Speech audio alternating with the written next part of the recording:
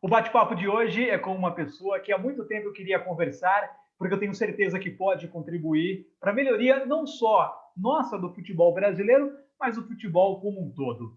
Estou falando com Pedro Bolsas, que está na Europa, está em Portugal e teve uma passagem marcante pelo Santos. E esse termo é meu, passagem marcante, porque eu valorizo muito o processo. Eu valorizo não só o resultado final, e sim a jornada que é feita, que é trabalhada até chegar no resultado. E se o Santos, na temporada 2020, conseguiu ser tão valente, falo valente não só dos aspectos técnicos e táticos, mas até mentais, dessa molecada que chegou até a final da Libertadores, o Pedro Bolsas, meu convidado, tem muito mérito nisso. Pessoas do Santos já admitiram para mim isso também, o Gesualdo Ferreira, Rui Águas, toda a comissão técnica que veio trabalhar no Santos e acabou saindo naquele Paulistão com jogador expulso, aquela polêmica toda, só 15 jogos, mas deixaram um legado. Então, Pedro, cara, obrigado por ter aberto esse espaço na sua agenda. Muito feliz em falar com você. Há muito tempo eu queria bater esse papo. O seu trabalho repercutiu aqui, não só como você, quando você trabalhou no Santos, mas aquelas análises que você fazia do Flamengo do Jorge Jesus. Né? Então, pessoas como eu que buscam sempre esse entendimento, esse estudo sobre o jogo, já te conheciam dessas suas análises que eram incríveis. Então, Pedro, eu já te coloco com muita tranquilidade. Como que foi essa passagem aqui pelo Brasil? Fique à vontade para falar. Foi boa? Não foi tão boa? Foi proveitosa? Não foi? Eu queria muito te ouvir sobre isso. Pedro, mais uma vez, abraço. Obrigado por ter aceitado o meu convite.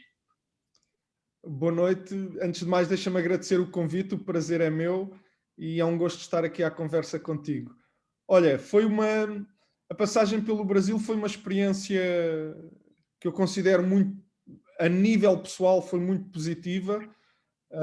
Obviamente que não correu da maneira que nós esperávamos, que ficámos com pena, ou no meu caso fiquei com pena de não ter poder contribuído mais, de não termos tido melhores resultados, de não termos conseguido atingir os objetivos do Santos naquele Paulistão. Obviamente que haverá sempre uma mágoa por, porque queríamos ter feito melhor, que, a nível de resultados também. Uh, Agora, foi uma experiência positiva porque a todos os níveis, as questões das amizades que fiz, o respeito que almejei junto do elenco, ainda são vários os jogadores com quem eu costumo falar quase diariamente. Ainda esta noite, por exemplo, troquei algumas mensagens com o Lucas Veríssimo, que agora está aqui em Portugal também, e que vai ser meu adversário no sábado. Uh, mas não só, continuo a falar com vários jogadores do Santos e, portanto, infelizmente, como eu disse, do ponto de vista desportivo, não foi o suficientemente bom, porque a verdade é que, independentemente de nós termos tido aqueles azares todos de termos acabado os últimos 4 jogos com 10 jogadores, dos quais eu recordo 3 deles estávamos a ganhar, e acabámos por não perder, independentemente desse azar. E a verdade é que não cumprimos o objetivo. Nós queríamos ganhar o Paulistão e fomos eliminados ainda nos quartos de final e contra uma equipa teoricamente bem mais fraca que o Santos e, portanto, obviamente que não fica um registro positivo. Ficou o registro positivo dos 2 jogos, 6 pontos na Libertadores, mas ainda assim deixa-me dizer que não sinto e não sentimos nenhum de nós a mínima responsabilidade pelo magnífico percurso que o Santos fez até à final e que foi pena não ter sido ainda melhor, mas foi muito bom.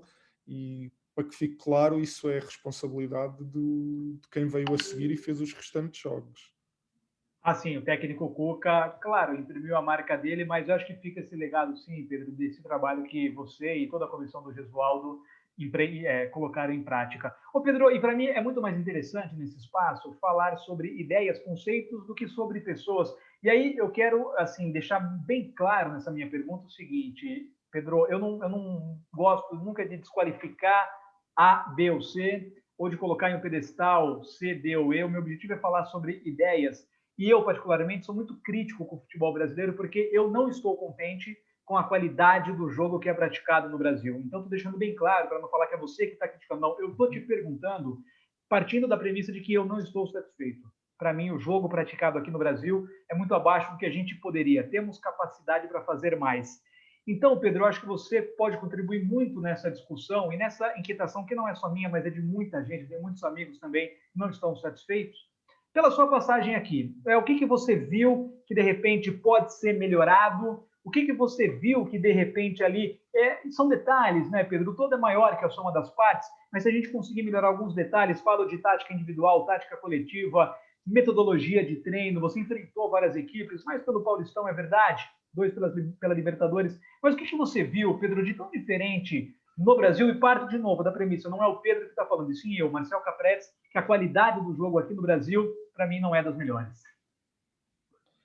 Olha, o que eu noto é que nas equipas, nas diferentes equipas, nem todos os jogadores têm a mesma competência, o mesmo grau de compromisso para as tarefas defensivas e ofensivas. Acho que isso é a grande diferença da Europa. Na Europa, as equipas, os 11 defendem e os 11 atacam com o mesmo compromisso e com a mesma competência. E isso efetivamente não acontece, na minha opinião, não acontece no futebol brasileiro e torna o jogo menos bonito, por assim dizer, ou pelo menos, se calhar não menos bonito, mas menos bem jogado, porque as equipas defendem com menos, porque a linha da frente, os atacantes, os pontas aos centroavantes participam um pouco no processo defensivo, não são pressionantes, as equipas não são verdadeiramente equipas porque não se movem de forma conjunta para sair para a pressão e, portanto, o jogo acaba por se partir um bocadinho, acabam por focar 5 ou 6 para defender e depois atacam com 4 ou 5 e a equipa não anda junta para a frente e para trás. Eu acho que isso, pelo que senti, não parte apenas dos treinadores brasileiros. Acho que é um problema que se calhar também vem um bocadinho da base na formação dos jogadores, onde os jogadores talentosos, há algo que na minha opinião é importante. Ao jogador talentoso não deve ser permitido tudo, ok? Lá porque aquele jogador me faz um golo por jogo, eu não devo permitir que ele não se preocupe com as restantes tarefas. E se calhar na formação, aqueles meninos que fazem coisas diferentes e que são melhores que os outros, porque são melhores que os outros, mas ainda assim não devem ser escusados de participar no jogo do ponto de vista defensivo, porque isso depois no futuro vai acabar por prejudicar as equipas e eu sentia muito isso. E as melhores equipas no Brasil tinham os seus melhores jogadores, eram melhores jogadores para a mídia e para os torcedores. Para mim, esses nunca serão os melhores jogadores. Eram jogadores que só participavam em alguns momentos do jogo. E quando tens alguns jogadores que atacam aos atacantes, só esse jogo era um jogo muito jogado aqui na Europa, mas há 20 anos atrás. Hoje em dia você vai ver um Liverpool, para citar o campeão da Europa, o Mané, o Salah, são os primeiros a defender. Eles correm quilómetros e quilómetros para vir ajudar a equipa. E no Brasil eu sinto que o jogador talentoso não tem esse grau de compromisso, mas no Brasil, porque quando chega à Europa ele passa a ter, porque se não tiver não joga, não tem hipótese. E depois, como ele é talentoso e é inteligente, ele passa a cumprir. Mas a verdade é que aí no Brasil é difícil também para os treinadores conseguirem que todos os jogadores tenham um pensamento comum. E depois, eu tive a oportunidade de dizer também, eu acho que o facto da mídia, que depois influencia os torcedores, só valorizar ou valorizar de forma excessiva o jogador talentoso, mesmo quando ele não trabalha, prejudica o jogo, prejudica o trabalho das equipas técnicas e prejudica o próprio jogador, que não percebe que pode ser melhor jogador do que o que é, porque já é idolatrado e então acha que os outros é que têm que correr por ele, porque ele já é a estrela da companhia. Eu acho que isso prejudica o jogo. Você, se for ver as melhores equipas, as equipas campeãs da Europa nos últimos anos, e são campeãs do mundo também, falo do Bayern e do Liverpool, são equipas onde o avançado é o primeiro defensor. E não deixa de ser o Lewandowski e o Firmino, e o Salah e o Mané não deixam de ser os jogadores de topo do mundo porque correm e defendem. Pelo contrário, eu acho que valem mais. Aliás, nós, para que não fique a sensação de que estou a falar só a separar o Brasil da Europa, a minha opinião para o insucesso recente do Barcelona, que perdeu 8 com o Bayern, é porque o Barcelona se calhar tem dentro da sua equipa um estilo de jogo mais parecido com aquilo que é o Brasileirão, que é o Messi, o Griezmann, aquela gente lá da frente ficam lá parados e os outros corram. Pá, aqui na Europa não dá, ou é os 11 a andar para o mesmo lado ou não consegues. E portanto, isso claramente... E quando tens os 11 a andar para o mesmo lado, o jogo é mais rápido e é mais intenso, porque tens os 11 a ir pressionar, vão pressionar, a pressão é batida, aceleram para vir defender atrás e depois este jogo mais rápido e mais intenso de uma das equipas obriga a adaptação da outra equipa. E a outra equipa, para competir com ela, tem que entrar nesse ritmo e depois, por consequência, o jogo torna-se mais intenso e mais interessante, que no fundo é aquilo que, do ponto de vista tático, é a grande riqueza do jogo na atualidade, na minha opinião, e foi o grande salto em relação a décadas anteriores, é o facto de toda a gente ter uma participação importante em todos os momentos do jogo. Agora, pá, no Brasil, fatores culturais, porque foi sempre onde surgiram os jogadores mais talentosos. Alguns fatores culturais. Não se calhar também estou a pensar, mas nem sei se é real, mas o clima que está sempre muito calor, se calhar é mais difícil estar o jogo todo a acelerar, como aqui em alguns países da Europa, que você vê o Mané ou o Salah, estão o jogo todo a correr para trás e para a frente. Se calhar no Brasil, com tanto calor, não sei se eles teriam essa capacidade e, portanto, se calhar o Brasil também tem essa, entre aspas, limitação, que no dia-a-dia é a melhor coisa do mundo, é a vossa temperatura, mas se calhar para jogar futebol também poderá eventualmente ter aqui algumas perdas ao nível da intensidade. Mas, efetivamente, tendo em conta aquilo que é o talento individual do jogador brasileiro, no dia em que se conseguir igualar esse talento também com compromisso e rigor tático, aí o campeonato brasileiro não será só o mais competitivo, porque isso já é, mas poderá ser também um dos mais bem jogados do mundo. Não, com certeza. Ô Pedro, você me dá um gancho maravilhoso, porque eu também tenho uma ideia muito clara hoje para mim, que é a seguinte: o Brasil evoluiu de uns anos para cá em sistemas defensivos. Eu não sei se você teve a mesma percepção, mas a gente já tem marcações mais bem elaboradas, uma marcação mais zonal, uma compactação, uma flutuação para o lado da bola. Pela nossa cultura, que você falou brilhantemente, para atacar, a gente deixava o talento. Tínhamos Pelé, tínhamos Garrincha, tivemos Romário, Ronaldinho Gaúcho, Rivaldo, caras que na individualidade resolviam para nós o nosso problema ofensivo. O bom técnico antes era aquele que não atrapalhava, minimamente armava uma defesa e jogava o colete para os melhores atacarem. Para a gente, nesse futebol de hoje, 2021, avançar aqui no Brasil, Pedro, faltam ideias ofensivas. O próximo passo, depois de uma evolução tardia, demorada em sistemas defensivos, o próximo passo aqui no Brasil é ideia ofensiva, é conceito coletivo para atacar, porque, obviamente, a gente ataca também de maneira coletiva e com ideia, né, Pedro? Não é só o talento do jogador individual que vai resolver, né? Sim, claramente que sim. Todo o jogo, hoje em dia, é coletivo e a parte ofensiva também.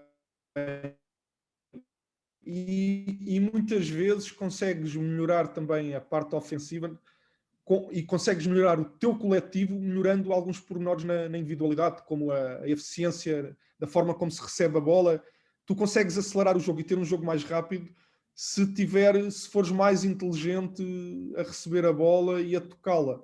E são pequenas coisas que podem ser trabalhadas e que podem ser melhoradas e que de certeza absoluta que aumentarão a velocidade do jogo. E portanto, quando falamos da necessidade de uma evolução coletiva, do ponto de vista ofensivo, antes dessa evolução coletiva, e para que essa evolução coletiva também aconteça, também há pormenores individuais que tu podes aprimorar, e a questão da recepção de bola é mais óbvia, porque há jogadores fantásticos que a fazem sempre bem, mas eles fazem porque eles nem sabem porque é que fazem, mas fazem, é por isso é que são uns talentos. Mas aqueles que não sabem e não fazem têm que aprender a fazê-la, que é para subir o nível de toda a gente.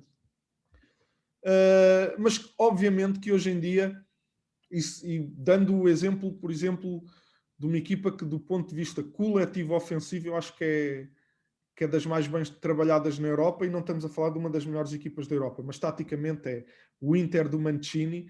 Aquilo é uma maravilha. O avançado do lado da bola vem buscar a bola em apoio, que é para o avançado vir, para o defesa, o zagueiro vir marcá-lo nas costas, abre espaço, e o avançado do outro lado entra nesse espaço. Aquilo é uma maravilha e parece um relógiozinho.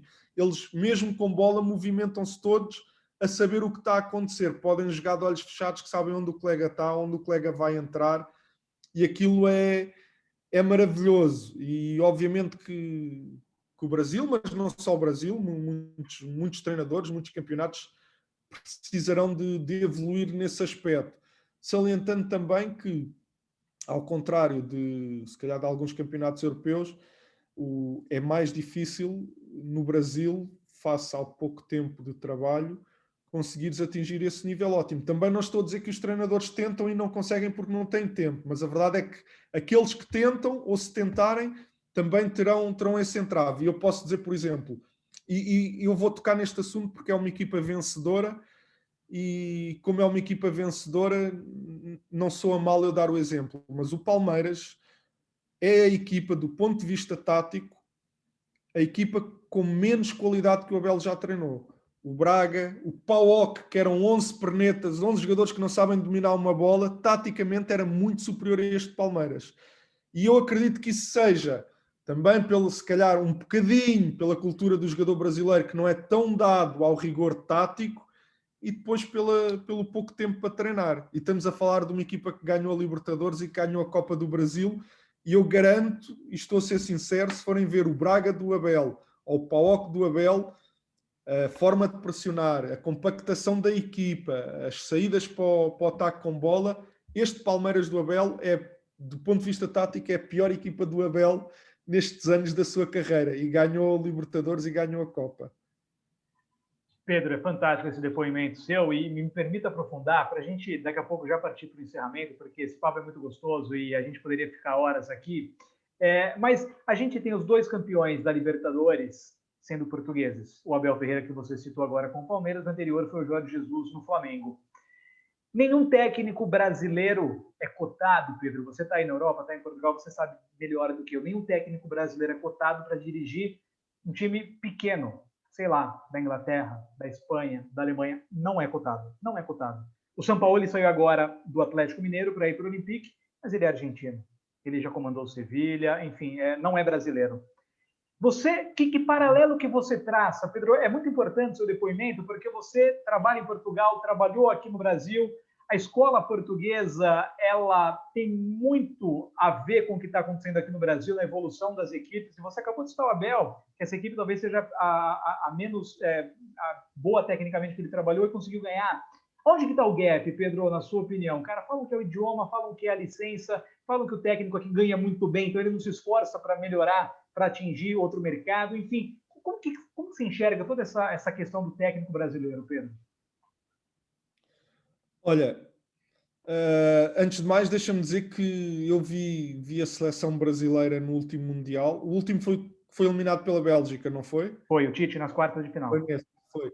E eu achei do ponto de vista tático, essa seleção do Brasil, do Tite, bem superior às anteriores. Eu acho que isso é uma ajuda, e para o nome do treinador brasileiro ser visto com outros olhos no mercado europeu, que, como tu disseste, e é verdade, neste momento o treinador brasileiro não é tido para o mercado europeu, importará que a seleção brasileira continue a mostrar que taticamente é uma seleção forte e não é apenas uma seleção formada por jogadores bons.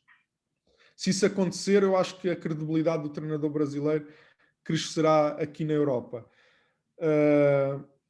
Mas é um bocadinho isso, e às vezes também pode ser preconceito, mas aqui na Europa toda a gente tende a achar que o campeonato brasileiro é jogado unicamente pelos jogadores, é só pelo talento individual, e que os técnicos não acrescentam assim muito, o que com certeza que haverá exceções, e por um pagam todos. Ou seja, a minha opinião não é de que se o técnico é brasileiro é porque taticamente tem lacunas. Não, pode haver técnicos maravilhosos de todas as nacionalidades, mas depois a verdade é que cria-se um estigma e por um acabam por pagar todos. Porque o Santos tinha na sua estrutura brasileiros e na análise e tudo, e posso dizer que eu fiquei surpreendido. Acho que ali no Santos, as pessoas que trabalhavam comigo, super cultas sobre o jogo, com vontade de também saber mais daquilo que os portugueses achavam, mas nós também com vontade de aprender com eles. E, portanto, eu sei que há treinadores que acham, mas isso... Eu volto ao outro Mundial atrás, do jogo com a Alemanha. Eu acho que esse jogo pode ter sido muito importante para o futebol brasileiro e para o treinador brasileiro, mas é preciso encará-lo não como uma coisa que aconteceu por acaso, mas foi um fruto de o brasileiro, como tem os melhores jogadores do mundo, sempre descurou o lado tático. E isso é normal, não é uma crítica, porque imagina, eu acho que a escola de treinadores portugueses acabou por chegar, estes treinadores portugueses todos com tanto sucesso, porque nos seus primeiros anos como treinadores, nós aqui, infelizmente, não temos os jogadores com a qualidade que vocês têm. E nós, quando estamos a montar uma equipe e queremos ganhar jogos, porque os treinadores querem ganhar jogos, nós assim, se eu estiver à espera que os meus pontas ou que o meu centroavante me marque um gol para eu ganhar um jogo, eu não vou ganhar jogo nenhum. Eu tenho que arranjar maneira de os ajudar a marcar golos. E então, como é que eu os ajudo? Se a gente fizer este movimento aqui, vamos enganá-lo assim, pode... E enquanto, se calhar, no Brasil, como os jogadores são tão bons e resolvem os problemas dos treinadores, o treinador nunca teve que passar por um processo em que precisasse de pensar como é que eu vou ganhar jogo. Não, é fácil ganhar jogo. O cara vai pegar na bola, faz um gol e eu ganho o jogo. E aqui em Portugal, como nós nunca tivemos esses jogadores, tivemos que nos desenvolver, senão a gente não ganhava jogos a ninguém. Eu acho que isso fez a diferença.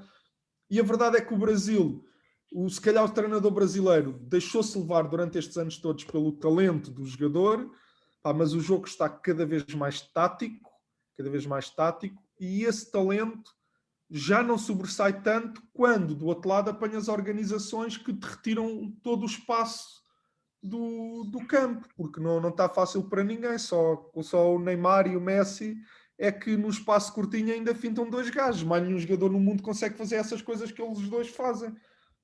E, portanto, se não evoluires do ponto de vista tático, e eu voltando ao tal Mundial, ao jogo com a Alemanha, que eu espero que tenha, e de certa maneira fez sentir algumas pessoas, não fez todas, que era preciso olhar para o jogo de uma maneira diferente e perceber que havia coisas a mudar e que só o talento não chega e que é preciso evoluir do ponto de vista tático. Agora, é como tudo, há treinadores que... há um treino... Eu falo com um treinador, não sei que imagem é que vocês têm dele aí, mas eu falo com ele. Eu não observei muitas equipas dele, portanto eu não vou dizer se as equipas eram boas ou más, mas estou a falar do José Ricardo Manarino. O José Ricardo veio à Europa e pediu-me se eu arranjava contactos para estagiar no Benfica, no Porto, no Sporting, e portanto, pelo menos ali houve uma preocupação. Não é que ele venha, ele agora foi ver o Benfica e vai ser o melhor treinador do mundo. Não, mas vai lá e vê, e até pode chegar lá e achar. Há umas coisas que eu acho que devo aproveitar que são boas e há outras que eu acho que são más. Mas pelo menos contacta com uma realidade diferente, assim como também é importante para o treinador português contactar com realidades diferentes e depois cada um tira as suas conclusões, não é? Eu vou a Portugal e vou aprender. Não, aprendo umas coisas e há outras que estão erradas com certeza. É saber escolher aquelas que devo aproveitar para mim e as que eu acho que não interessam e essas ponho de lado. E, portanto, há treinadores e treinadores. Eu lembro-me das declarações infelizes do Renato, creio que foi do Renato, a dizer que, que não tinha nada para aprender, por isso é que ia para a praia e os que não são bons treinadores é que têm que ir para a Europa aprender. Aqui em Portugal é um bocadinho impensável. Nem um José Mourinho diria uma coisa dessas, que é um tipo que já ganhou Ligas dos Campeões e Europa Leagues. Ele nunca diria uma coisa dessas, nem sequer sentiria, porque nós percebemos que o jogo está em constante evolução e aquilo que o jogo é hoje, amanhã não vai ser. vai evoluir mais um bocadinho e vai ser mais difícil um bocadinho, e nós temos que ter sempre respostas para o jogo, e portanto não dá para parar e pensar que daqui a 5 anos que aquilo que eu faço hoje, que daqui a 5 anos vai continuar a ser bom e a ter sucesso, porque não vai, o jogo está sempre a evoluir. E, portanto, não queria generalizar, porque também sei que há treinadores brasileiros que se importam e que querem saber mais e que querem evoluir. Mas efetivamente, para mudar a imagem do treinador brasileiro, é importante que a seleção brasileira sigam um rumo que eu acho que já está a tomar com o Tite, que é uma equipa organizada taticamente, com alguns bons princípios, sobretudo defensivos, porque quando os europeus olham para o futebol brasileiro, vão logo, a primeira coisa é, estes gajos não sabem, estes caras não sabem defender. E então se a Canarinha se apresentar com bons princípios defensivos, e eu vi o jogo com a Bélgica há não muito tempo, e no plano aberto em que se viu os 22 jogadores, e a equipa do Brasil estava muito bem arrumada, e o Tite foi infeliz nesse jogo. Também jogou contra uma grande equipa, a Bélgica tem grandes jogadores, e o Brasil acabou por ser infeliz, mas eu acho que se a Canarinha for demonstrando evolução tática, esse é o primeiro passo para depois as equipas do país também procurarem ir atrás. Não, com certeza. O Zé Ricardo, eu entrevistei, tem a entrevista dele aqui nesse canal mesmo, é um cara preocupado, é um cara que quer evoluir, quer crescer, e foi um ótimo exemplo. E aí eu faço uma parte também, Pedro, o 7-1 para a Alemanha em 2014 foi um marco na minha vida. Eu, como imprensa, perdi de 7-1 também. Não foi o Felipão apenas, não foram aqueles jogadores que entraram em campo. A indústria do futebol no Brasil foi derrotada, foi massacrada pela Alemanha. Eu acho que esse entendimento complexo e sistêmico é fundamental para a gente mudar. Né? Não foi um jogo fortuito, não foi. Aquilo disse muito. E a partir daquele momento eu passei a estudar. Eu, como imprensa, sabendo que consigo formar a opinião de muitas pessoas, aquilo para mim foi um divisor de águas. E para muita gente foi. Não para tantas pessoas que deveriam ter aquilo como divisor de águas para mudar o sistema, mas acho que plantou uma sementinha ali em muitas pessoas, não só a mim. É porque aquele jogo é perfeito, porque individualmente do talento era jogo para empate. Duas equipas cheias de bons jogadores, se calhar o Brasil até com melhores jogadores. Depois como é que dá aquele resultado? É pelo lado tático do jogo. Não, é isso, exato. E aí crucificar só o Felipão, que trabalhou aí em Portugal, né? Fez um bom trabalho. É muito pobre a gente só olhar o Felipão, né? Todo mundo teve uma parcela. Ô Pedro, e uma última questão, me permita, cara, a gente podia, de novo vou falar, ficar horas aqui, porque o papo com você é excelente, estou aprendendo muito, e quem está acompanhando, tenho certeza que também está. Eu queria falar sobre treinamento com você, Pedro. Eu valorizo demais o treinamento. Eu não consigo imaginar um jogo de alta qualidade, um jogo de alta performance, sem um treino de alta performance. E aqui no Brasil, Pedro, a gente valoriza muito pouco o treino. Pela nossa cultura, se aceita treinar de qualquer jeito. Se aceita pular atividade, dar migué. O jogador aqui, às vezes, compete para ver quem joga a bola mais longe, e dá risada. Né? Então, essa cultura do treino, para mim, ela é fundamental que a gente mude também. E eu te coloco o seguinte, você, em português, a gente tem a escola portuguesa que valoriza tanto o treinamento, tanto a atividade. Eu, por muito tempo, eu estudo demais treinamento, por muito tempo eu entendia que a periodização tática era o melhor dos mundos. Hoje já vejo que ela não responde todas as minhas inquietações, mas valorizo demais o que o Vitor Frade fez e trouxe para o futebol. Vejo muito a escola espanhola, acompanho tudo que o Paco Cirulo faz no Barcelona, um treino estruturado. Mas, enfim, Pedro, a sua visão, né? E aí, fica à vontade para falar não só do futebol brasileiro, português, mas o Pedro Bolsas, como enxerga o treinamento? Você tem uma metodologia específica que você adota? Você é circunstancial, olha para o grupo, para o contexto, enfim. Como que você enxerga, de maneira geral, o treinamento no futebol de hoje? Pedro, por favor.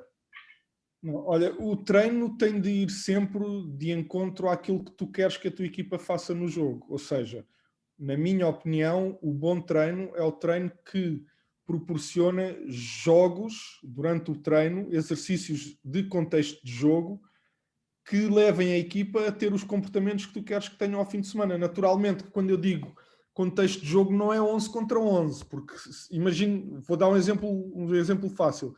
Se você quer que os seus atacantes e os seus pontas treinem a finalização, se no treino faz um jogo de 11 contra 11, eles vão fazer quantos remates? Um cada um, não estão a treinar nada, porque o treino é repetição. E, portanto, Eu e aqui em Portugal acreditamos muito nas formas jogadas, que é o exercício que acaba por ser um jogo com oposição, mas em que você mexe em algumas variáveis, como o número de jogadores. Por exemplo, voltamos ao exemplo da finalização. Se eu fizer um 3 contra 3 com balizas próximas, de certeza que vai dar mais remates do que se for 11 contra 11. Portanto, é isto. Aquilo que nós acreditamos muito é um treino com formas jogadas, com jogo, mas que você toca nas variáveis do espaço, portanto, campo mais pequeno, campo maior, do número, mais jogadores, menos jogadores, e de algumas condicionantes, algumas regras, poder tocar mais vezes na bola, poder tocar menos vezes da bola, a bola sai da defesa, sai do ataque. Portanto, o treino acredito muito na questão do jogo, com alguns números reduzidos, mas sempre com objetivos táticos, ou seja, não é agora vamos jogar 6 contra 6 porque é um jogo giro de se jogar. Não. Vamos treinar o quê? A saída de equipa. Então a gente mete lá os nossos 2 zagueiros, os 2 laterais e os 2 volantes. E esta equipa tem que fazer a bola chegar ao último terço. O objetivo do jogo desta equipa é a bola chegar ao último terço. E assim e cada vez que a bola sai, a bola segue do goleiro dessa equipa. Assim você dá muitas repetições dessa saída a essa equipa, e o objetivo é chegar ao último terço. Depois, no outro dia, se calhar já treina as combinações no último terço. E há um dia em que treina um 4 contra 4, em que um dos 4 é a linha defensiva e a ter que fazer os comportamentos que você quer que faça no jogo. Um sai na bola, o zagueiro sai na bola, os outros 3 têm que baixar e juntar. E, portanto, o treino é o mais importante para um treinador. A intervenção de um treinador num jogo é muito diminuta. A questão das substituições. Muitas vezes avalia-se o treinador, a substituição foi bem, foi mal. A substituição também influencia jogos, é claro que influencia, mas se nós formos de uma escala de 0 a 100%, do treino vem 80% do sucesso ou do insucesso da equipa, porque é no treino que você vai dar-lhe os princípios táticos do jogo. No dia do jogo, é o dia em que o treinador tem menor intervenção. Ok, há substituições felizes, mas às vezes a própria substituição feliz ou infeliz, às vezes é aleatoriedade. Você pode ter uma coisa na ideia espetacular e depois ela vai lá para dentro e não resulta. Quantas vezes nós já não criticámos um treinador no momento em que ele fez uma substituição e depois afinal o cara que entrou foi o que resolveu o jogo? Ou o contrário, você acha que a substituição era mesmo este que estava a precisar e depois afinal o gajo não fez nada. Portanto, o trabalho do treinador, é mais de 80% é no treino. É aí que prepara a equipa para ganhar os jogos e obviamente você tem que treinar como joga. Claro que há sempre um treino da semana que é recuperação e que dá para fazer algumas atividades mais lúdicas e para libertar também a cabeça e coisas mais técnicas, mas a partir daí tem que treinar como joga, com seriedade total, porque ninguém consegue mudar o chip uma vez por semana. Se eu sou de uma maneira, não há um dia da semana em que eu passo a ser uma pessoa diferente, e no treino é igual. Se eu passo a semana toda a brincar, como é que num dia da semana eu vou conseguir concentrar-me e jogar? Até posso conseguir durante 15 minutos, durante os 90 não consigo. E, portanto, é o tal... A nossa identidade é ao longo de todos os dias. Chega ao sábado, chega ao fim de semana, é igual. Nós não conseguimos ser pessoas diferentes. E no treino é a mesma coisa. Se você treina bem, no jogo vai jogar bem. Vai jogar bem em termos de concentração e intensidade. Se depois consegue ter sucesso nas ações técnico-táticas é outra coisa. Mas pelo menos está preparado para responder à exigência do jogo. Se durante a semana anda a passear e anda na brincadeira, com certeza que chega ao jogo, até pode fazer uma coisa gira, porque há talento para isso, mas não estará ao nível, e voltamos à conversa do início, ao nível de exigência do futebol atual, que é 90 minutos. Eu vou dar um exemplo. Toda a gente considera que se um jogador fizer um golo, que fez uma ótima exibição. Não necessariamente. Se o jogador teve, nos 90 minutos, 50 ações, dessas 50, 40 foram uma porcaria e perdeu a bola, não é o gol que o torna a exibição dele boa. Não é. Se nas 50 ações tivesse as 50 boas, sem golo nenhum, a equipa tinha feito 5 golos. Assim ele estragou 4 golos à equipa para marcar um golo ele. E o treino é um bocadinho isso, é quem anda a passear e quem não se compromete com o treino, ao fim de semana até pode às vezes fazer um golo bonito e ajudar a resolver o jogo, mas no geral, no cômputo geral e num futebol tão exigente como é o futebol moderno, não chega. É preciso estar o tempo todo ligado à corrente. Eu não posso, se eu sou o ponta, eu não posso deixar o lateral adversário fugir nem uma vez. Se ele vai 10 vezes, eu tenho que ir às 10, porque naquela em que eu não vou, pode ser aquela que eles marcam o golo. Não, com certeza. E Pedro, você falou coisas tão profundas e densas. A gente cobra, às vezes, o jogador não é agressivo. Poxa, como que pode, né? Não é intenso com e sem a bola, sempre numa intensidade, num complexo, num viés de complexidade. A intensidade é técnica, tática, física, mental, não é correr. Muitas vezes corre errado, corre mais quilômetros, mas corre errado. Não é um jogo intenso. E muita gente cobra, não, o estádio está lotado. Como que o cara não é agressivo com e sem a bola? Gente, se o treino não for um viés de agressividade, o jogo não vai ser, né? Então, eu não consigo separar essa transferência de treino para o jogo, né? Então, isso é muito rico, Pedro, é muito rico e eu te agradeço pelas contribuições. E já encerrando, porque, olha, para quem está acompanhando a gente, né? A gente está gravando esse material às 9 da noite, agora 9h32 aqui no Brasil, são 3 horas a mais em Portugal. Então, o Pedro está meia-noite e 32. Então, Pedro, eu não quero abusar de você deve estar cansado, teve um dia aí muito desgastante, como é a rotina do futebol, né? Mas a gente ama isso, você de dentro das quatro linhas, eu como imprensa, a gente não consegue viver sem isso. A última pergunta sempre que eu coloco para fechar mesmo é como você imagina o futebol brasileiro, e me permita daí, Pedro, ter a sua opinião sobre o nosso futebol, como que você projeta e imagina o futebol brasileiro daqui 3 anos? Então, no dia 9 de março de 2024, por tudo que você viu, ainda continua vendo, ficou muito clara a sua relação ainda com o nosso futebol, seja vendo jogos, conversando com os jogadores que você trabalhou no Santos.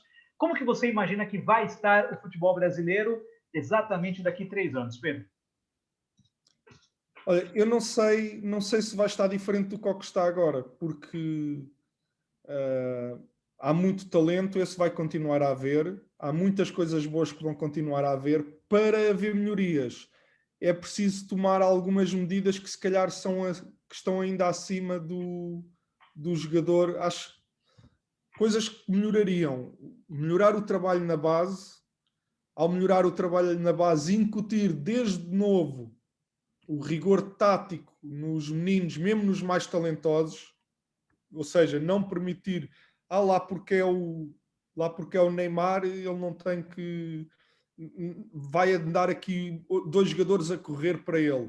Não, se desde pequenino nós incutirmos aquele, não me importa se você é o Neymar, você vai cumprir as tarefas todas como aos outros. Se isso vier desde a base, lá em cima isso vai melhorar. Agora não sei se isso vai acontecer. Acho que é importante tocar nos calendários também, não ter uma sobrecarga tão grande, se bem que a pandemia também complicou, não é? E também trouxe maiores dificuldades e provavelmente daqui a 3 anos a esse nível as coisas estão estabilizadas. E depois há algo que prejudica muito o trabalho dos treinadores no Brasil e eu não sei se isso vai melhorar, que é a pressão exterior dos torcedores de um país que é gigantesco e que tem, como é um país gigantesco, tem muitas equipas gigantescas. Ou seja, todos os times têm uma torcida de milhões de pessoas. E ainda há uma mentalidade de que quando as coisas não estão bem, a culpa é sempre do treinador. E algumas vezes é. Mas não tem de ser sempre. Imagine, o Brasileirão tem 20 equipas. Se você tivesse aí os 20 melhores treinadores do mundo, imagina, os 20 melhores treinadores do mundo estão no Brasil. Eles iam ser despedidos à mesma, porque havia um que ia estar em último lugar. O Klopp, o Mourinho ou o Guardiola poderiam estar em último lugar, eram os 20 melhores do mundo. Um ia estar em último, outro ia estar em penúltimo, outro ia estar em penúltimo. Portanto, íamos chegar ao fim do ano e já todos os melhores treinadores do mundo tinham sido demitidos, porque há uma pressão da parte de pessoas que não entendem aquilo que é o trabalho do treinador e o que o treinador pode fazer para que eles saiam. E depois as direções também precisam, se calhar, de ser um bocadinho mais fortes a avaliar o trabalho do treinador e não ceder tão facilmente ao torcedor, mas eu também percebo, são os torcedores que votam e que elegem a direção, por isso é mais fácil fazer o que os torcedores querem. Agora, mas atenção, este exemplo que eu dei, não estou a dizer que é assim no Brasil, mas imagine esta questão dos 20 melhores treinadores no Brasil. 18 iam ser demitidos à mesma e toda a gente iria chamar eles de burros. E, portanto, eu não sei se o Brasil vai evoluir nesse aspecto, mas acho que era um aspecto que deveria evoluir. A questão de dar mais tempo aos treinadores, não porque todos façam um bom trabalho, eu não estou a dizer isso, de certeza absoluta que há muitos que não fariam um bom trabalho, mas pelo menos já não teriam essa desculpa. Quando dissesse, não, eu não tive tempo, desculpe, você teve tempo, você não foi capaz de fazer. Mas é que agora nem sequer se pode acusar quando não há esse tempo para trabalhar. Nem sequer podes ter esse juízo de valor. Você sabe que aquele cara pode ser o pior treinador do mundo, mas você nem pode dizer isso, porque ele diz, como é que eu posso fazer melhor se não tive condições? Portanto, eu não sei. Eu acho que o Brasil não vai mudar, em 3 anos não vai mudar isso. Acho difícil mudar muita coisa, mas reforço também que há muita coisa boa. O talento do jogador brasileiro é incrível e a realidade que eu vivi é do Santos, não sei como é nos outros times, mas encontrei um grupo de trabalho trabalhador, a querer aprender, a querer melhorar. Os jogadores hoje em dia, não só aqui na Europa, mas no Brasil, pelo menos os que eu conheci do Brasil, querem aprender, querem ser melhores, e nem sempre era assim. E eu acho que isso é vantajoso. Perfeito. Pedro, esse exemplo dos 20 técnicos foi incrível, porque mesmo com os 20 melhores do mundo, 4 vão ser rebaixados ainda, né? E só um vai ser campeão, né? Então é fantástico. E tem muito treinador que surfa nessa onda de, eu fico só 2 meses no cargo, não tem como eu fazer melhor do que eu fiz. Fico 2 meses. Né? O calendário é apertado, não dá para treinar, então vai do jeito que dá. Muito técnico ruim vai nessa onda, mas aí você generaliza, Sim. né? Então foi perfeito. Pedro, olha, obrigado demais mesmo. A gente até passou um pouquinho. Obrigado, Essa conversa foi tão boa. obrigado. Foi incrível, Pedro. Obrigado, boa noite aí para você em Portugal Boa e noite. foi um prazer, tá? O prazer foi meu, obrigado.